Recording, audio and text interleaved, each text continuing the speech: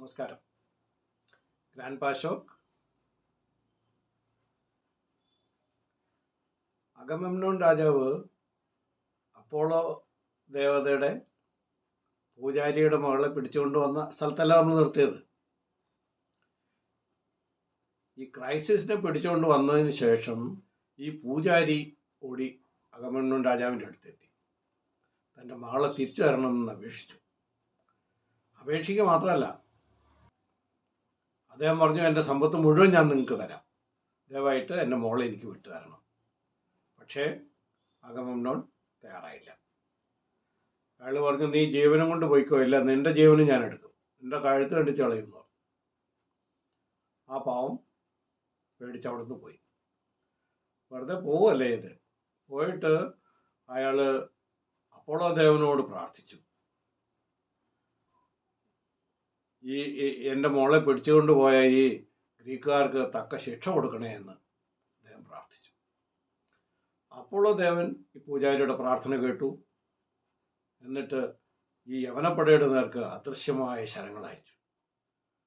അതെന്ത് സംഭവിച്ചു എന്ന് പറഞ്ഞു. യവനപ്പടയിലാകെ പകർച്ചവ്യാധി പിടിപെട്ടു, പ്ലേഗ്. കുതിരകളും മനുഷ്യരും ഒരുപോലെ മരിച്ചു വീഴാൻ. എല്ലാവരും എന്ത് സംഭവിച്ചെന്ന് വിചാരിക്കുന്നതിന് മുമ്പേ മരണം അങ്ങ് പടർന്നു പിടിച്ചു. 9 ദിവസം ഇത് നീണ്ടു നിന്നു. ഇങ്ങനെ പോയാൽ യുദ്ധം ചെയ്യേണ്ടി വരില്ല, അതിനു മുമ്പേ യവനപ്പട ഇങ്ങനെ തന്നെ നശിച്ചു പോകുമെന്ന് മനസ്സിലാക്കിക്കൊണ്ട് അക്കിലസ് എല്ലാ രാജാക്കന്മാരെയും വിളിച്ചു കൂട്ടിയിട്ട് ഒരു പ്രതിവിധി ആരാഞ്ഞു. എന്തുകൊണ്ടാണ് ഇങ്ങനെ സംഭവിക്കുന്നതെന്ന് വല്ല നിശ്ചയമുണ്ടോ എന്ന് ചോദിച്ചു. അപ്പോൾ യവന സൈന്യത്തോടൊപ്പം ഉണ്ടായിരുന്ന കാൽക്കുസ് എന്നൊരു പ്രവാചകൻ ഉണ്ടായിരുന്നു, ബുദ്ധിമാനായ ഒരു മനുഷ്യൻ. അദ്ദേഹം പറഞ്ഞു, അക്കിലസ് രാജാവേ, കാര്യം ഞാൻ പറയാം, പക്ഷേ എനിക്ക് ആപത്തൊന്നും ഉണ്ടാക്കാതെ താങ്കൾ നോക്കണം. കാരണം ഞാൻ പറയാൻ പോകുന്നത് ഇവിടെ ഒരാൾക്ക് അതൃപ്തി ഉണ്ടാക്കുന്ന കാര്യമാണ് എന്ന് പറഞ്ഞു. അക്കിലസ് പറഞ്ഞു, താങ്കൾ ധൈര്യമായിട്ട് പറഞ്ഞോളൂ കാൽക്കുസ്, ഞാൻ നോക്കിക്കോളാം. അപ്പോൾ ഈ കാൽക്കുസ് പ്രവാചകൻ പറഞ്ഞു, ഈ അഗമെമ്നോൻ അപ്പോളോ ദേവതയുടെ പൂജാരിയുടെ മകളെ പിടിച്ചുകൊണ്ട് വന്നിരിക്കുകയാണ്. അപ്പോളോ ദേവൻ കോപത്തിലാണ്, അതുകൊണ്ടാണ് സംഭവിച്ചത്. ഇനി ചെയ്യേണ്ടതെന്ന് പറഞ്ഞാൽ ആദ്യം ക്രൈസിസിനെ തിരിച്ചു കൊടുക്കണം, എന്നിട്ട് പരിഹാരമായി 100 മൂരിക്കുട്ടന്മാരെ അപ്പോളോ ദേവന് ബലി കൊടുക്കണം, എന്നാലേ ഈ പ്ലേഗ് ശമിക്കുള്ളൂ. ബാക്കി എല്ലാവരും ചേർത്ത് അഗമെമ്നോനെ നിർബന്ധിച്ചു, ഓക്കെ തിരിച്ചു കൊടുക്കൂ. അഗമെമ്നോൻ പക്ഷേ സമ്മതിച്ചില്ല. അയാൾ പറഞ്ഞു, ഞാൻ പിടിച്ചുകൊണ്ടുവന്ന സുന്ദരി എന്തുകൊണ്ട് ഇത് വിട്ടുകൊടുക്കണം? ബാക്കി എല്ലാവരും കൊണ്ടുവന്ന് സ്ത്രീകൾ അവരവരുടെ കൂടാരങ്ങളിലില്ലേ, ഞാൻ മാത്രം കൊണ്ടുവന്ന് എന്തിനു തിരിച്ചു കൊടുക്കണം? ഞാൻ തിരിച്ചു കൊടുക്കാൻ തയ്യാറല്ല. അക്കിലസ് പറഞ്ഞു, നിങ്ങളെന്താ ഇങ്ങനെ പറയുന്നത്? ഓരോ സ്ഥലത്തു നിന്നും കൊള്ളയടിച്ച് കൊണ്ടുവരുന്നത് അപ്പോഴപ്പോഴും നമ്മൾ വീതിച്ചു കൊടുത്തിട്ടുണ്ട്. ഇനി അത് തിരിച്ചു ചോദിക്കുന്നത് ശരിയാണോ? ഇനി ട്രോയ് ആക്രമിച്ച് കീഴടക്കട്ടെ, അപ്പോൾ ഇഷ്ടംപോലെ കിട്ടും, അത് നിങ്ങൾക്ക് കൂടുതൽ എടുത്തോളൂ. അഗമെമ്നോൻ അടുക്കാൻ തയ്യാറല്ല, സമ്മതിക്കുന്നില്ല. അക്കിലസ് വീണ്ടും പറഞ്ഞു, നിങ്ങൾ എന്തിനാണ് ഇങ്ങനെ കടുംപിടുത്തം പിടിക്കുന്നത്? ഇത് വിട്ടുകൊടുത്തില്ലെങ്കിൽ നമ്മുടെ സൈന്യത്തിൻ്റെ ഗതി എന്താവെന്ന് അറിഞ്ഞൂടെ? പക്ഷേ അഗമെമ്നോൻ ദേഷ്യം പിടിക്കുകയാണ് ചെയ്തത്. അയാൾ അക്കിലസിനോട് ദേഷ്യപ്പെട്ടു. നീ എന്താ വിചാരിച്ചിരിക്കുന്നത്? നീ ഇല്ലാതെ ഇവിടെ ഒന്നും നടക്കില്ലെന്നാണോ? നിന്റെ പെണ്ണിനെ എനിക്ക് തരൂ, എന്നാൽ ഞാൻ കൊണ്ടുവിടാം.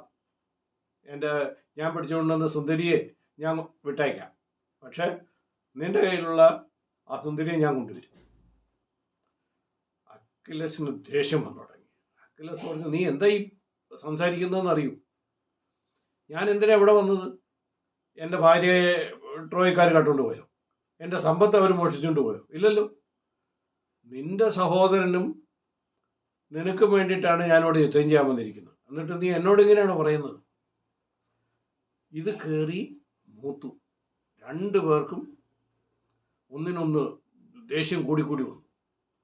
അഗമെമ്നോൻ പറഞ്ഞു, നീ എന്താണെന്ന് വിചാരിച്ചിരിക്കുന്നത്? നീ ഇല്ലാതെ ഞങ്ങൾ ജയിക്കില്ലെന്നാണ്. നീ ഇല്ലെന്ന് വിചാരിച്ചു കഴിഞ്ഞാൽ നീ നോക്കിക്കോ, നിന്റെ കൂടാരത്തിലുള്ള ബലമായിട്ട് ഞാൻ പിടിച്ചുകൊണ്ട് പോകും എന്ന് പറഞ്ഞു. അക്കിലസിന് സഹിച്ചില്ല. അക്കിലസ് ദേഷ്യത്തോടെ വാളൂരിക്കൊണ്ട് മുന്നോട്ട് ചാടി. ക്രുദ്ധനായി വാള് ഓങ്ങിക്കൊണ്ട് നിൽക്കുന്ന അക്കിലസിനെ കണ്ടതുകൂടി അഗമെമ്നോന്റെ ധൈര്യം കുറച്ചൊക്കെ ചോർന്നു പോയി. അക്കിലസ് വാൾ ഉപയോഗിക്കുമെന്ന സ്ഥിതിയായി കഴിഞ്ഞപ്പോൾ അക്കിലസിന്റെ പടർന്നു കിടക്കുന്ന സ്വർണ്ണത്തലമുടിയിൽ ആരോ പിടിച്ചു വലിച്ചു. അക്കിലസ് തിരിഞ്ഞു നോക്കി, അഥീനി ദേവിയാണ്. അക്കിലസ് ചോദിച്ചു, ദേവി നിങ്ങളെന്താ ഇവിടെ? അഥീനി പറഞ്ഞു, ഞാൻ ഹീരാദേവി പറഞ്ഞയച്ചിട്ട് വന്നതാണ്. ഹീരയ്ക്ക് നിങ്ങൾ രണ്ടുപേരെയും ഇഷ്ടമാണ്, അതുകൊണ്ട് തമ്മിൽ വഴക്കുണ്ടാക്കരുത്. ഇത് തീർത്തിട്ട് നിങ്ങൾ ഒരുമിച്ച് മുന്നോട്ട് പോകണം. ഇനി ദേവതമാർ പറഞ്ഞതല്ലേ എന്ന് വിചാരിച്ചിട്ട് അക്കിലസ് ഓക്കെ, ദേവതമാർ പറഞ്ഞാൽ പിന്നെ എനിക്ക് അപ്പീലില്ല. അദ്ദേഹം വാള് തിരിച്ചെടുത്തു, പെട്ടെന്നില്ല തീരുമാനിച്ചു. എന്നിട്ട് ദുഃഖിതനായിട്ട് തൻ്റെ കൂടാരത്തിലേക്ക് പോയി. കാരണം അഥീനി ദേവി ഇദ്ദേഹത്തെ അനുവദിച്ചില്ലല്ലോ. ആ ദുഃഖത്തിൽ ഇദ്ദേഹം വിട്ടുപോയി. അഗമെമ്നോൻ ക്രൈസിസിനെ തിരിച്ച് പൂജാരി ഏൽപ്പിച്ചു. പ്രായശ്ചിത്തമായി 100 മൂരിക്കുട്ടന്മാരെയും ഇയാൾ ബലി കൊടുത്തു. പക്ഷേ അതിനുശേഷം നേരെ അക്കിലസിൻ്റെ കൂടാരത്തിലെത്തി ഈ ബ്രസസിനെ പിടിച്ച് തൻ്റെ കൂടാരത്തിലേക്ക് കൊണ്ടുപോയി. ഇനി അതിൻ്റെ പ്രത്യാഘാതങ്ങൾ എന്തൊക്കെയായിരിക്കും നോക്കാം.